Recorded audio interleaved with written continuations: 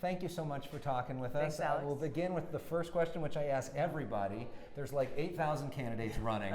Why you above everybody else? I'm a soldier in the Army National Guard. I've served for over 16 years, have deployed twice to the Middle East, and in Congress for over 6 years have been serving on the House Armed Services and Foreign Affairs committees. These experiences make me uniquely qualified to walk into the Oval Office on day one, prepared to do that most important job that the President has, is to serve as Commander-in-Chief. And in that role, I will end these wasteful regime change wars, work to end this new Cold War and nuclear arms race, take the trillions of dollars we have been spending and would continue to spend on these programs and invest it in our national security and serving the needs of the American people, things like healthcare, education, infrastructure, protecting our environment, needs that have long gone ignored.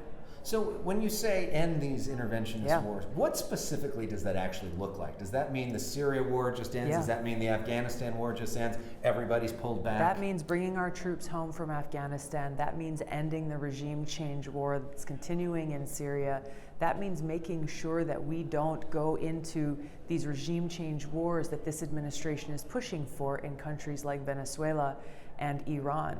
It's recognizing how much these wars have cost us, have cost our troops, our families, our veterans, and how much they've cost the American people with those trillions of dollars coming out of our pockets, coming out of our communities, and making it so that we don't have the resources we need to meet those needs here in these communities. Of course, the argument against that is that there would then be a power vacuum that would be created in Afghanistan, that would be created in Syria, and some say that's what happened in Iraq, and that led to ISIS.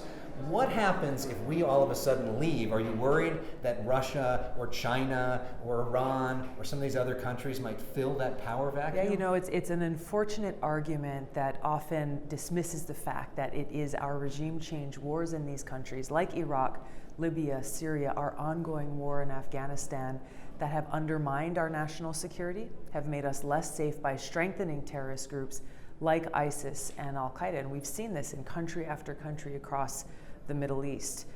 These regime change wars have been counter to our national security interests, counter to the interests of the American people, and have actually resulted in increasing the suffering and death and destruction of the people in the countries where we wage these wars. This is why I'm running for president, to end these destructive foreign policies and make sure that we are serving the interests of the American people, serving our national security interests, making sure that people are safe, and investing our limited resources where they are needed right here at home. Back in 2016, we saw a lot of you with Senator Sanders pushing for things like Medicare for all, pushing for things like tuition-free college, and the Democratic base has really moved in your direction since then.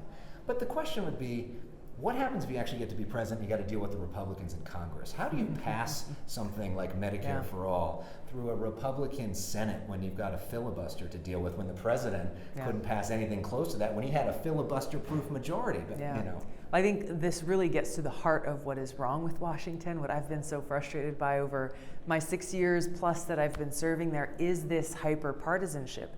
So yes, we'll have different ideas on how to deal with healthcare and education, but right now you can't even have a conversation because things are so partisan and so divided, where if it's a Democrat idea, Republicans are generally going to be against it. If it's a Republican idea, Democrats are going to be against it. And that is no way to fulfill our mission of serving the American people.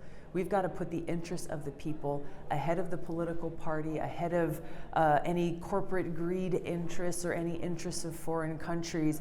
Actually put service above self, putting the interests of the American people first. So you're running to make history on like a bunch of different fronts, not only from your religion, but being a female, being a Iraq War veteran, to be the first one to be president from that. How does that shape your worldview? How does that, do you think, change your worldview versus people that may just see those as concepts, but having actually lived that experience? Yeah, there's no question that having these experiences of deploying twice to the Middle East, of seeing firsthand not only the high cost of war, but also the importance of our national security.